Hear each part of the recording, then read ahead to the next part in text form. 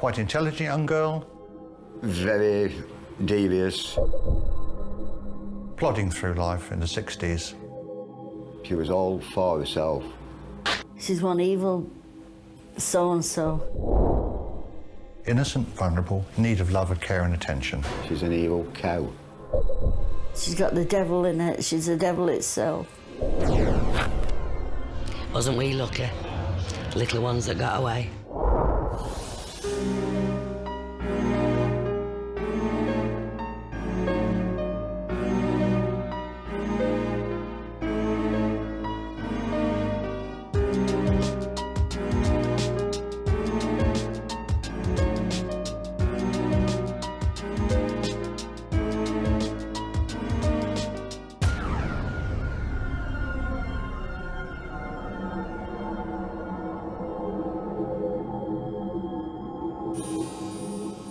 The crimes committed by Moore's murderer Myra Hindley shocked the nation. Hindley has been demonized as the most evil woman in Britain. With her lover Ian Brady, Hindley took part in the abduction, sexual abuse, torture and murder of 5 innocent children. She was sentenced to life imprisonment. Hindley's supporters claim that she would not have been capable of murder without the influence of Brady. With the help of criminal psychologist and forensic profiler David Holmes, we aim to delve into the mind of this infamous killer. Was Hindley indoctrinated into Ian Brady's murderous world, or was she quite simply born to kill? When it comes to the born to kill argument, Myra Hindley is very interesting because she is actually reputed to have had a very normal childhood and then have met this very macabre stranger who then transformed her life into one of evil. Now, that is a very simple story which requires further examination. Myra Hindley died in prison on November the 15th, 2002, after serving 33 years. She was 60 years old. Myra and Ian might have carried on torturing, sexually assaulting and killing children if it had not been for one man, David Smith, and his confession at Hyde Police Station on October the 7th, 1965. David had witnessed Ian brutally murdering their 5th victim, Edward Evans. The final murder they committed was that of Edward Evans. He was a teenager, and Brady and Hindley had met him on Central Station and persuaded him to come back to the house with them. Myra said that Ian picked him up for gay sex. They brought Edward Evans back, and the next and most interesting thing about this death, and the thing that actually stops the whole cycle of killing, is that Ian told Myra to go and fetch David Smith. David Smith had the reputation of being a neighborhood hard man. He'd started dating Myra's sister, Maureen. They got married and moved to the nearby Hattersby estate, close to Ian and Myra. The 4 of them spent a lot of time together. David was impressed by Ian's right-wing views.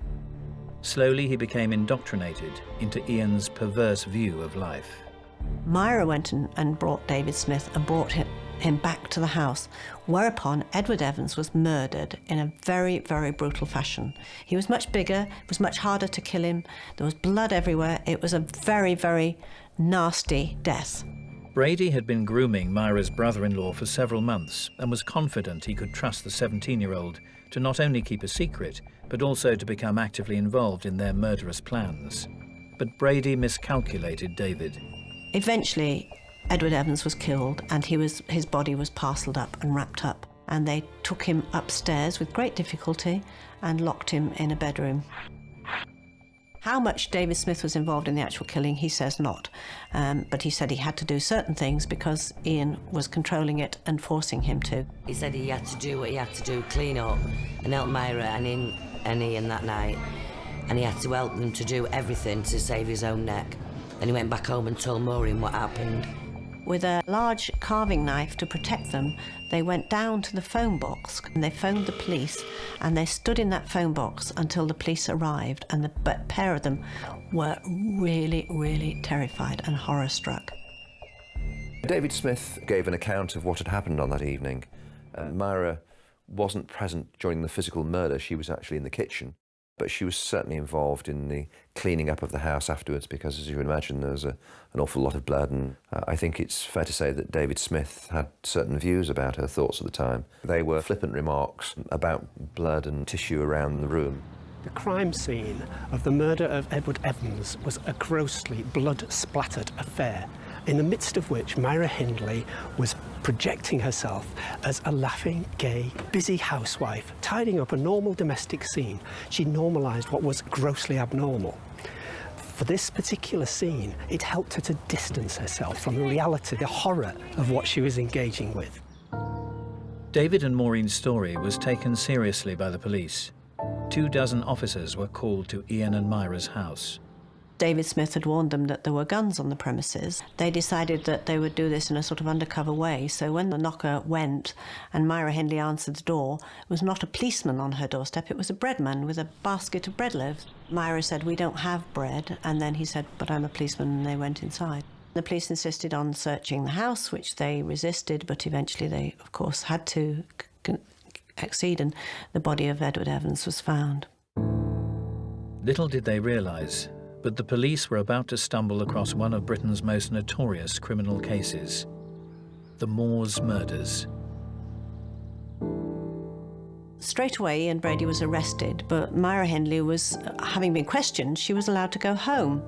They didn't believe she was involved. However, because of David Smith's insistence that there were probably more murders involved, the police continued to investigate, and they searched the house very thoroughly. They actually found a list of, which Ian said was the planning for a robbery, and it had enigmatic initials on it, and one of them was PB.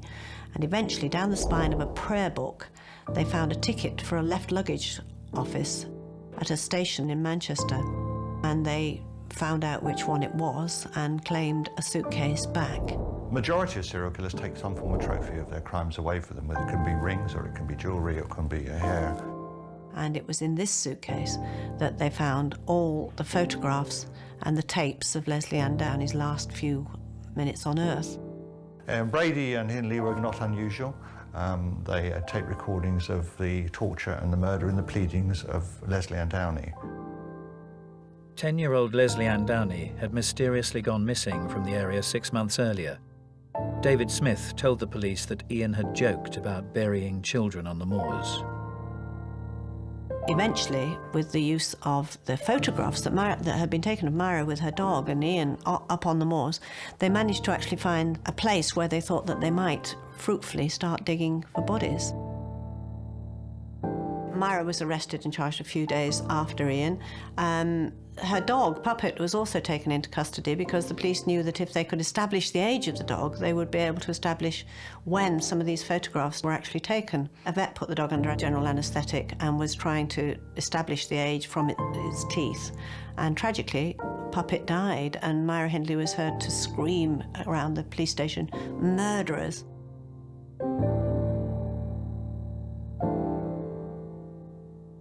As a result of the tip-off that they were digging on the moors, I was a very young reporter, and my job was to drive around at night in the hope that I might see police digging. Saddleworth Moor is quite an eerie place at the best of times, but to be up there in the early hours, in the dark, knowing that there could be, at that stage, could be children buried out there was quite weird. Quite frightening, really, looking back. There was a whole cavalcade of press parked down the hill and not allowed to get near, and they tried to do as much of it as they could under cover of sort of dawn and dusk, but it was very difficult because you have to have light on the moors. The moors are vast and spooky places. Police believed that the bodies of 4 missing children might have been buried on the moors. Their fears were well-founded. On the 10th of October 1965, the body of Leslie Ann Downey was discovered.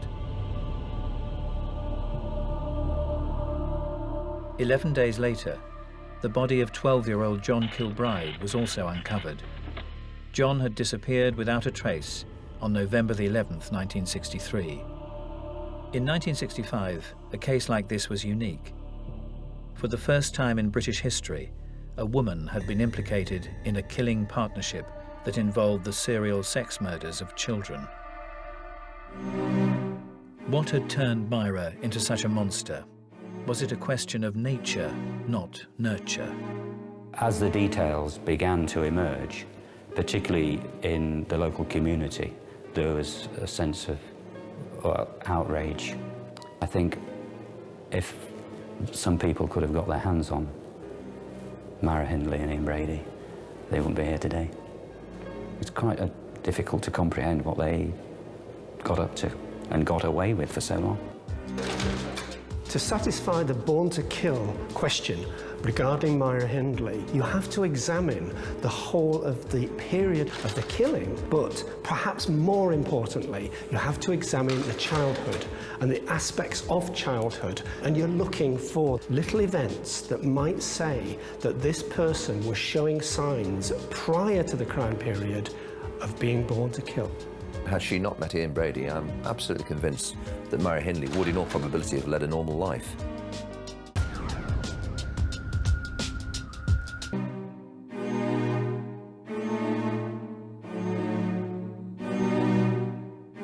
Ian Brady and Myra Hindley were sadosexual killers. These particular murderers become hooked on inflicting torture on their victims.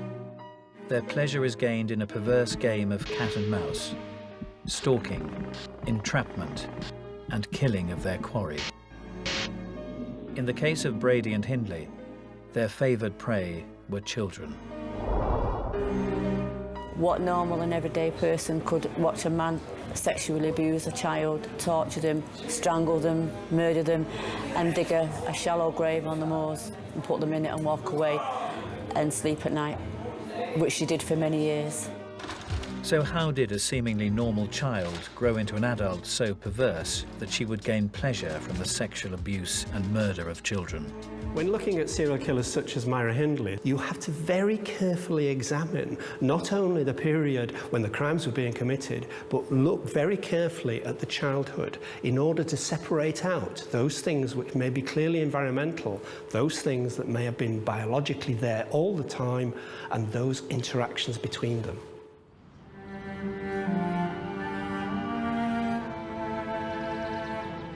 Myra Hindley was born on Thursday, July the 23rd, 1942, just another child in a world of terraced houses and factories in the poor working class area of Gorton in Manchester, England. She was part of a close northern community. She knew everybody in the street, she knew the people at the shops, everybody knew everybody. She went to the same school as all her friends. It was a very supportive, loving local community. Myra was the first child of Bob and Nellie Hindley, initially a placid child who was no trouble. When her sister Maureen was born 4 years later, the situation changed. Mr. and Mrs. Hindley found bringing up two children too difficult and sent Myra off to live with her grandmother. Some people try to make a lot of the fact that she didn't actually live at home with Mum and Dad, but she lived, in the next street with Grandma. The two houses could see each other from the bedroom windows, and she spilled between the two houses. It was a very, very loving life. Myra went to the local state school. She went to the junior school where she was bright and only narrowly failed her 11+. Granny was very susceptible to allowing her to have a day off if she wanted one, and Myra's attendance record was very poor. And had she gone, she probably would have passed for the grammar school. As it was, she went to Ryder Brow Secondary Modern. She was in the top class. She did extremely well. She was in that vanguard of youth culture, and she was very aware of it. It was the beginning of teenage as a phenomenon. Rock and roll was there, Beatles were coming. She changed her image slowly but surely. Thick makeup, like a Dusty Springfield. The hair got blonder. Big curls in the hair. The skirts eventually got shorter. Always had all the top fashions. Well, it was fantastic. She, peroxide blonde, always did very well for the lads. Myra had one friend of the opposite sex from quite early on, a little boy called Michael Higgins. She was quite taken with the idea that he had the same initials as her, and they used to hang out together, go everywhere together. She used to be sort of almost looked after him. Myra felt she'd made a lifelong friend. One sunny afternoon, Michael asked Myra to go swimming with him at the local reservoir. She was unable to go. Tragically, Michael drowned, an unfortunate event that local boy Lawrence Jordan witnessed. Michael Higgins came with some of his friends and they were swimming over that side.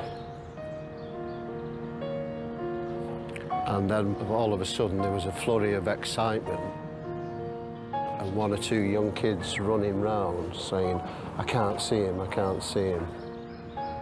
Somebody must have dialed the police because 2 or 3 policemen came running up and we saw them diving.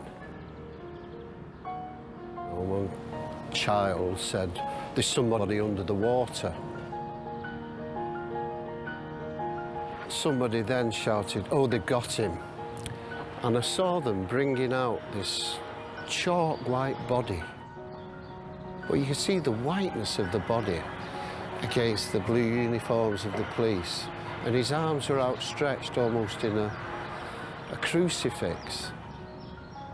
They hurriedly then put him in the mortuary van, and the van then passed us, going out where you could get down to it there. The path came to there. It must have been really traumatic for Myra Hindley, because if she was a friend of his and she saw him being brought out, that would obviously stay with her for the rest of her life, because it certainly stayed with me.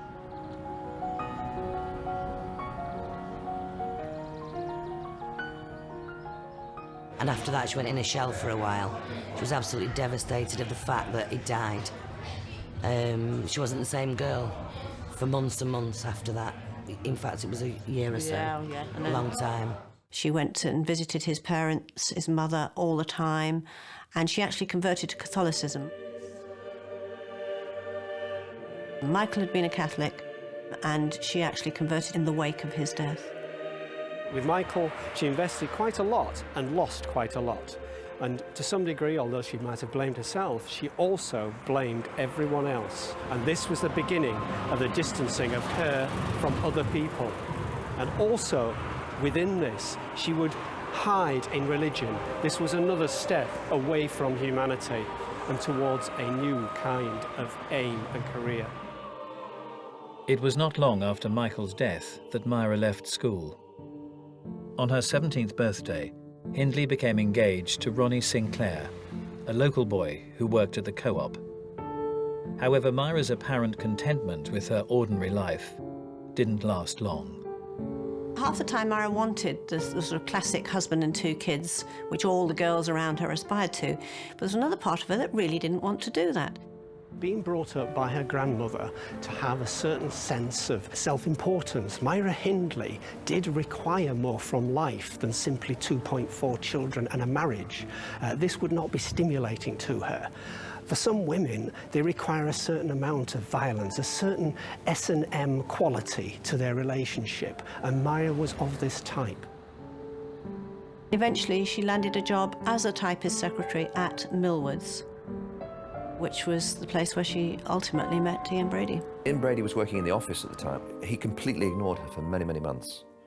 He was aloof. She describes him as an extremely good-looking individual. He was always well-dressed. Ian was, quite an attractive, handsome. He used to have this big motorbike that everybody wanted to sort of like go round when you're kids and have a go of it or look at it. And, you know, I think he was just mesmerised by it, wasn't he, really? Yeah, there wasn't very many motorbikes in Gorton at the time. She very, very quickly came to be absolutely fascinated by him, and the perfect example of this is she kept this very childish diary in which she wrote things like, "He looked at me today, Ian spoke to me today, Ian is in a bad mood today." He's not looked at me today. He has looked at me today. Will he take me out at a weekend? At best, Ian Brady was bisexual and probably rather more homosexual than heterosexual. So she was very much on the periphery of his vision. Till the famous Christmas party when they got together and became an item from there on in. And it was at that stage that he started to indoctrinate her into his views on politics, life, sex, and so on. That first night, Brady took her to see the Nuremberg trials. As the weeks went by, He played her records of Hitler's marching songs and encouraged her to read some of his favourite books, Mein Kampf, Crime and Punishment, and the works of the Marquis de Sade. Hindley happily complied. She had waited for so long for something different, and now here it was. Myra's family were not keen on Ian from the very word go. Ian's background had been more dysfunctional than Myra's. He was born in the centre of Glasgow as a result of an affair between his mother, a waitress, and a man whose identity we've never been completely sure about. And he was fostered when he was about 2 to a family who were living nearby. And they brought him up to the best of their ability. However, when he became a teenager, he began to get involved in crime. Eventually, the courts in Glasgow said that he had to go and live with his mother, and his mother at this stage was living in Manchester, so basically Glasgow shipped its problem out. Brady became Hindley's first lover, and she was soon totally besotted with him, soaking up all of his distorted philosophical theories. She went from this happy-go-lucky girl to not wanting to speak to anybody, not wanting to be with anybody. It was always you shout Auntie Myra, because, as I say, everybody was shouting. You'd shout to her and she'd completely ignore you. She became involved in all his strange sadomasochistic sex. He didn't have a normal sexual appetite. Brady told Hindley there was no God, so she stopped going to church. When he told her that rape and murder was the supreme pleasure, she did not question it. Her personality had become totally fused with his. I don't think Ian was in love with Myra. I think it was just what he was doing, really. I think he was playing cat and mouse like he's done all the way along. Early in 1963, Brady put Hindley's blind acceptance of his ideas to the test. He began planning a bank robbery and needed her to be his getaway driver. Immediately, Hindley began driving lessons, joined the local rifle club, and purchased 2 guns. The robbery was never carried out, but Brady's purpose had been fulfilled. Myra had shown herself to be a willing partner in crime. He had so many wonderful dreams and schemes, and she was obviously very, very impressed by him. Unfortunately, what Brady actually had in mind was the destruction and torture of children, and she got swept along with it, and the poison infected her. And that was how they embarked on their first murder. Pauline Reed was on her way to a dance. She'd left home dressed in her pink party dress. Myra knew her. Myra pulled up in the car alongside her and asked Pauline if she would come and help her look for a glove. And it transpired that Myra drove her up to the moors, with Ian Brady following on his motorbike close behind. And what we do know is that Pauline got out of the car, presumably went to look for the glove with Myra, and that Ian Brady then came up behind and, as far as we know, hit her with a spade and killed her. And sexually assaulted her. But to kill Pauline and to walk around the community knowing that everybody was looking for Pauline and held her head high. She didn't even blink, nobody had an inkling or anything. Almost, Pauline was a dangerous one because they did have some connection with her. He knows that the way to do the murders is to pick up children because they're easy, Myra to do the picking up because that is much the easiest way of doing it, and to do children that they do not know. So that takes them on to meeting John Kilbride.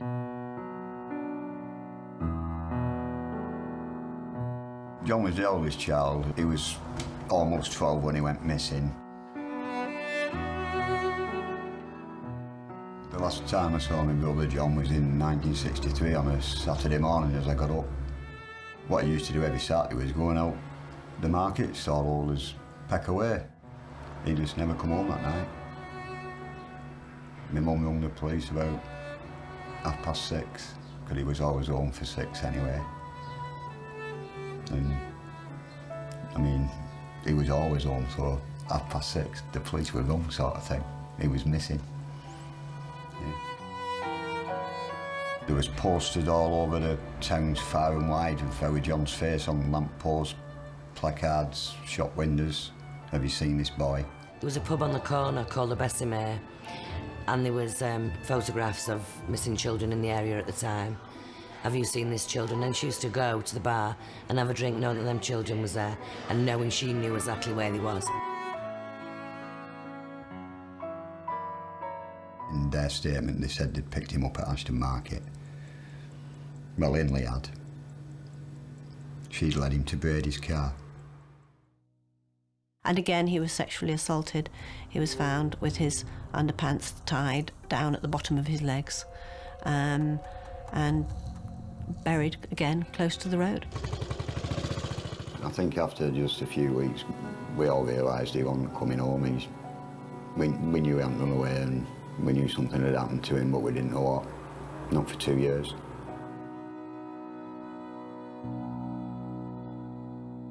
The role that Myra Hindley played was always one of the initial contact with the child.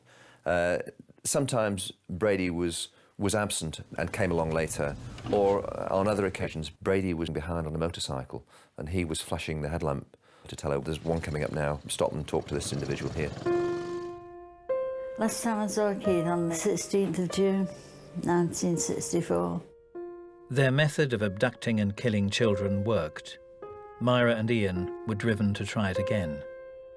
6 months later, they chose 12-year-old Keith Bennett. He went to his grand's, or he should have gone to his grand's, and he didn't get there. He was walking down Plymouth Grove West, crossed Stockport Road and into one of the side streets. She seen him at the top end of the entry, so she went round and collared him and picked him up, said something to him, and he went in the car, no messing, because he thought he was doing a good turn for somebody.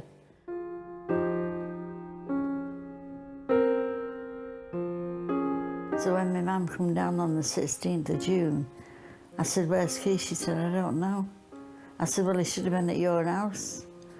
And then I thought, well, I better go to the police station and tell them. And they said it'd give you 48 hours to get back. I said, well, where could he be? I said, he's not gone with any mates. I said, he never does that. I said, he comes straight home from school and that was it. But he disappeared and that was it.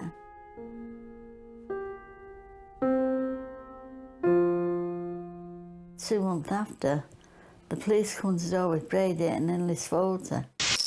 He said, well, we think it's possible that these have had something to do with Keith, you know, with Keith abducting him. There is a slight difference with Keith because they take him deep onto the moors. At least 3/4 of a mile, which is quite a long way for a small child. He hit him on the back of the head, knocked him out, and then put a machine cord rubber around his neck and broke his neck. And he actually assaulted him afterwards and left the clothes at the side where they buried him. He didn't know he was going to his death.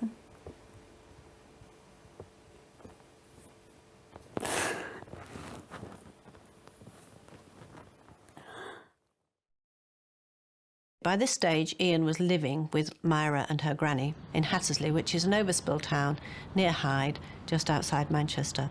And they moved in, and the neighbours were very impressed by them because Ian got stuck into making a garden, did up the house. The word yuppie didn't exist in those days, but if it had, these would have been seen as a kind of upwardly mobile young couple.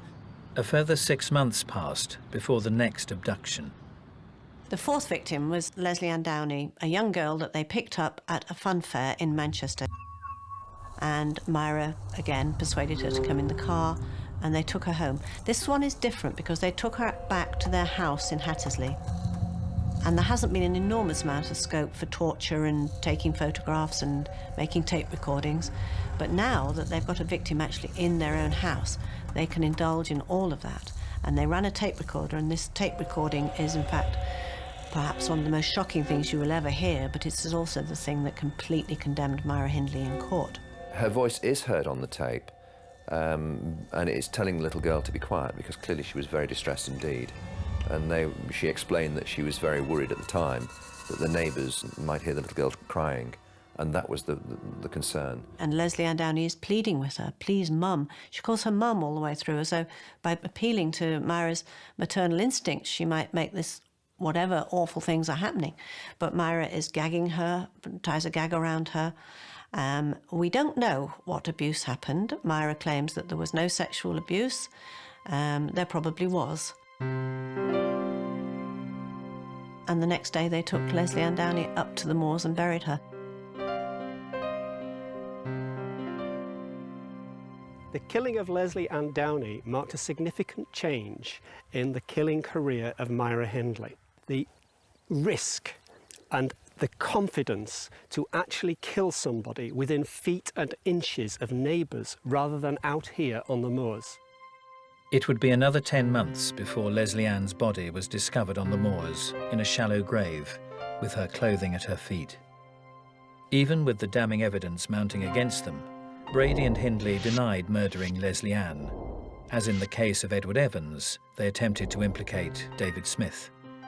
They claimed that Smith had brought the girl to the house so that Brady could photograph her. As far as they were concerned, Leslie Ann had left their house unharmed with Smith. Ian Brady tried to protect Myra, and it's true that if Myra had played it the way he wanted it to, she would probably have been charged with being accessory and possibly been out of prison after 7 or 8 years. But she was determined that she was in this with Ian. All she said was, Ian is innocent and I am innocent, and she said this over and over again. The evidence that linked Brady and Hindley to the murder of John Kilbride, while not as overwhelming, was sufficient to charge them. They found the name John Kilbride in Brady's handwriting, written in his notebook, and a photograph of Hindley on John's grave on the moors. I actually got ready myself to go and help on the dig, and I was more or less locked in my bedroom by my father. A couple of days after the police came with a shoe, my mum identified it as being John's, and they found John's body then. Despite all their efforts, the police were unable to find the bodies of the other 2 missing children, or any evidence to link Brady and Hindley to their disappearance. Ian Brady was charged with the 3 murders of the ones the police had the bodies of. That was Leslie Ann Downey, John Kilbride and Edward Evans. Myra was charged with Leslie Ann Downey and Edward Evans, and of being an accessory to the killing of John Kilbride. Ian Brady received 3 life sentences and Myra received 2. Myra was taken to Holloway Prison. I'd put them all in a big enough hole to bury the bloody lot of them, throw acid on them and then throw the soil on top of them and burn them alive, because that's all they need. Because them kind of people are not worth the salt of the earth. As far as I'm concerned, anyway. In order to evaluate the degree of influence Ian Brady had on Myra Hindley's criminality, you have to examine the point at which they were separated.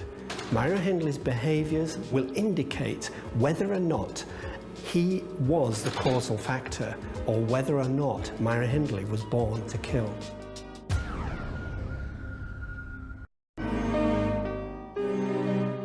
Ian Brady's hold over Myra Hindley continued for the first few years of their incarceration.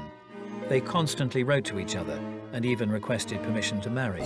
The rift that developed between them was gradual, stemming mainly from their differing responses to their imprisonment. Brady quickly accepted his sentence and soon settled into prison life, whereas Hindley continued to assert her innocence, maintaining her claim that Brady and Smith were responsible for the murders.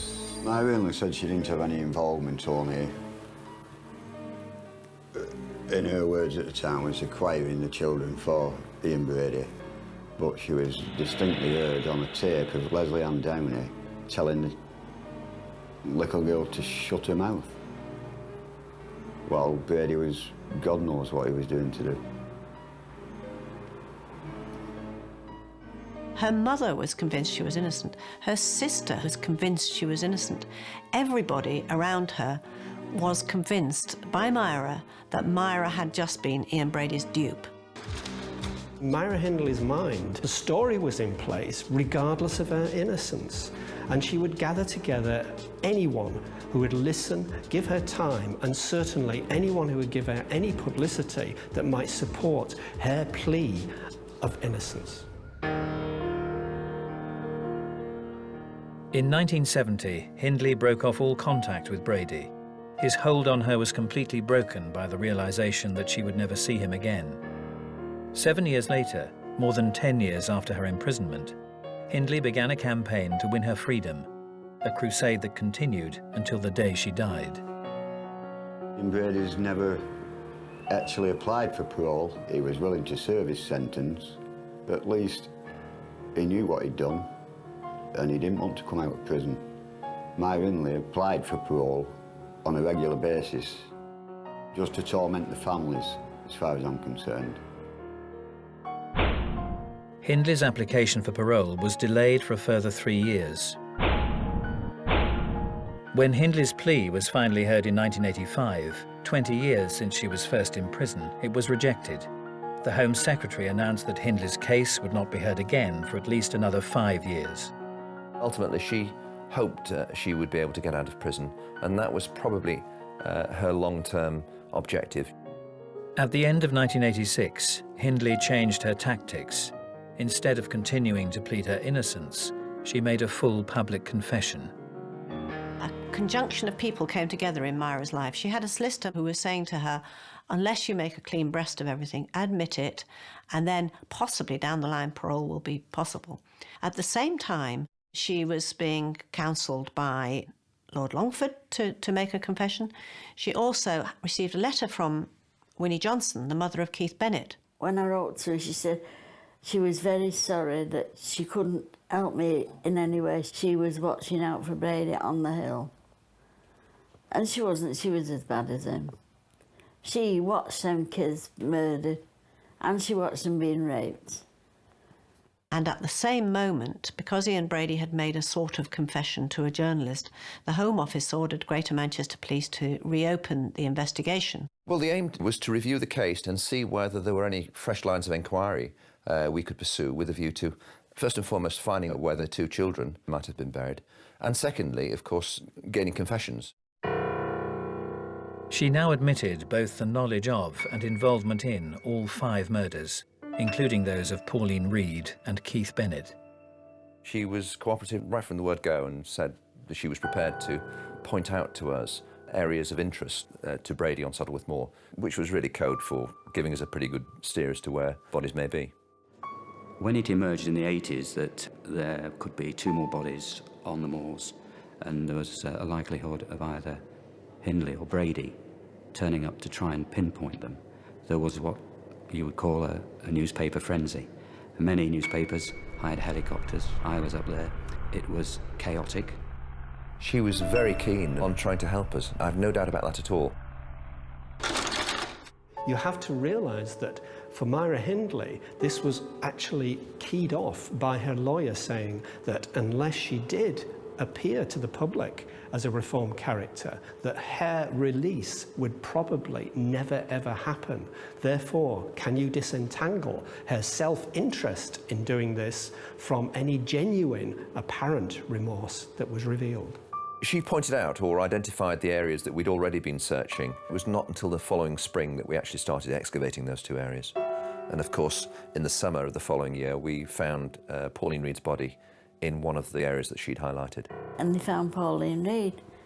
Now, I met her mother, and she's a lovely person, or she was a lovely person. And she used to always say to me, Winnie, they will find Keith. I know it, they've got to find him, and they will find him. He's been missing now for 41 years this summer. I doubt whether we'll ever find his body because they say that the landscape moves and changes in that time. And Keith's mum, Winnie, is absolutely obsessed by this. She says she can't rest until she lays her boy. She has even been up there with a spade in that forlorn hope that she could find her boy.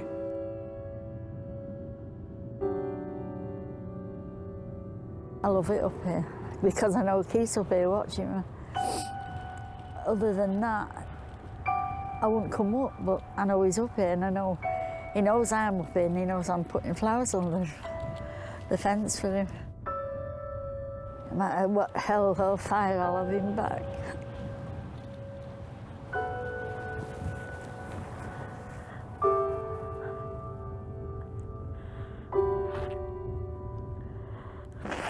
shouldn't have been up here in the first place. I've been up on the moors quite a lot in my lifetime, and it's just not a nice feeling. It's not a nice feeling at all, but at least we have got our John where we can go and visit. Winnie Johnson still looking for her son.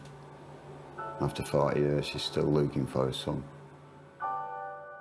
Keith's body has never been found, but Hindley's confession has given his family some indication of how he died. Hindley had lured him into the car with a request for assistance in loading some boxes. Once at Saddleworth Moor, Brady had taken Keith down to the gully, where he raped and then strangled him, burying him somewhere nearby. At the time of her confession, Hindley's solicitor expressed his belief that her chances of parole were greatly enhanced by her display of remorse. In 1988, she approached me to see if I could represent her at a time when she was making a number of important legal challenges to the High Court. And people said, well, look, Andrew, you've got to be careful. This is the most manipulative woman in the country. Be careful she doesn't manipulate you. Well, I've had many clients over the years seek to manipulate me. I can say Myra never did. Myra Hindley, as far as I could see, was an extremely clever and manipulative woman who managed to play the establishment to her own ends and draw people to her cause. The criminal justice system has always recognised that if you change and if you reform, you should be granted parole. All the experts were of the opinion that she had reformed. If you want to understand Myra Hindley, you have to compare her prison career with that of Ian Brady, who became a tortured man. Myra Hindley did not. She became a well-spoken, articulate defender of her own innocence. But I believe that she changed back from that evil persona to a genuinely sorry woman for the dreadful crimes that she had committed with Brady. What she hoped to gain by applying for parole, I don't know, because she could actually have been charged with the murders of 2 more children. And this is what I'd have pushed for if she'd have got parole. Whilst in prison, Myra rediscovered her faith in Catholicism. She continued to express remorse for her crimes. I ask people to judge me as I am now and not as I was then. A lot of people turn to religion in prison to impress one group of people in particular, and that is the parole board. Killers, every killer in America must be on a journey into the light, must have seen Christ, and the first thing they do on a Sunday is queue up for tea and biscuits in the church. Her aim in life was to walk free, and she wouldn't have been free very long. I'd have loved her. I'd have loved it for him to drop her on Ashton Market or outside my front door. I'd have loved it. I'd have served time for her.